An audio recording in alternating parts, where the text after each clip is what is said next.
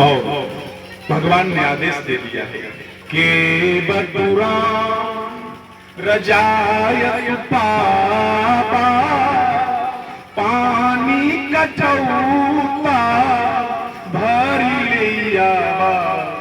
सज्जनों देखिए कितना घोर देहाई शब्द गोस्वामी जी लिखे। कठौता पानी कठौता भरी लिया, यानी ये देहाती शब्द है।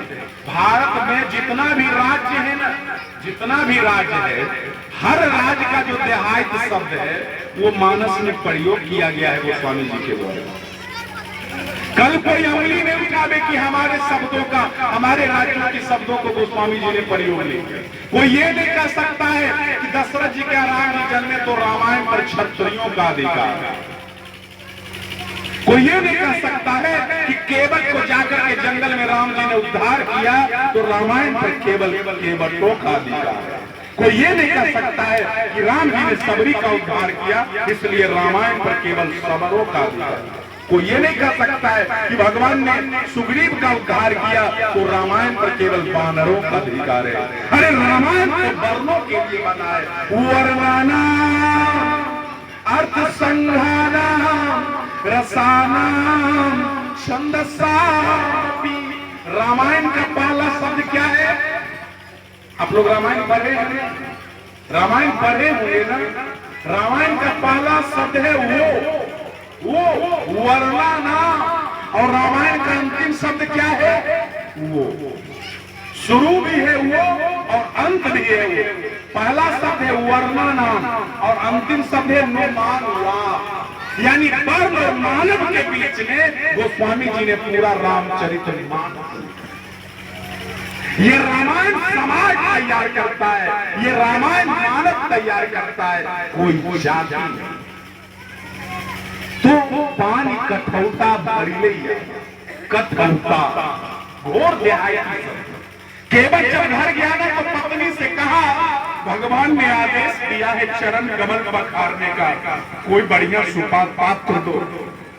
तो गरीब था बेचारा, दीन था, हीन था ना, और उसके पास कोई बर्तन नहीं था घर में। देखिए बड़ा ही करुण लायक विषय है।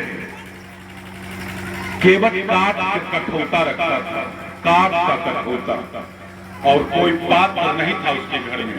पत्नी वही काठ का कठौता देती है हाल में।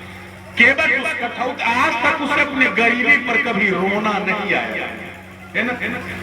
उसे आज तक अपनी गरीबी पर कभी रोना नहीं आया था। लेकिन जब पत्नी वो काठ का कठौता निकालती है ना तो केवट को रोना आ गया। केवट कहता है भगवान, आज यदि इस केवट के पास सोने का थाल होता ना, यदि सोने का थाल होता तो मैं सोने के थाल में आपका चरण कमल पखारता और उस चरणामृत को पीता।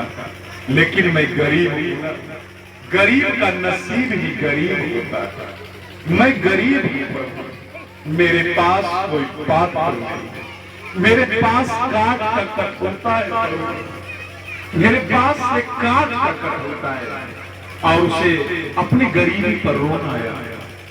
और उस कठौते में प्रेम के साथ एक कठौता जल लेकर के गया, गंगा जल, और भगवान के चरणों को पखारना प्रारंभ किया। गोस्वामी जी ने लिखा, आतिया नंदा उमगी अनुरागा चरण सरोज पखारन लागा। केवल भगवान के चरणों को पखारना शुरू किया। अरे वो गंगा जल से क्या चरण पखारेगा? वो इतना प्रेम में आ गया, इतना भाव में आ गया कि उसकी आंखों से आंसू की धारा बह गई, और अपने आंसू से ही भगवान के चरणों को पखारना शुरू किया। उसके आंसू बंद ही नहीं हो रहा है, वो अपने आंसू से भगवान के चरणों को पखार। जब चरण पखारता है ना तो वो देखता है एक बार लखनलाल जब सीता जी और वो उलाहना देता है, उलाहना देता है। इसके पिछले जन्म में मैं जब कछुआ बनकर गया था इनका चरण छूने के लिए, तो हे लखनलाल जी आप शेष नाग बनकर फुटकार मार के हमको भागा देते। अहे सीता जी, आप चरण सेवा करती थी भगवान विष्णु का, तो आप वहां से हमको भगा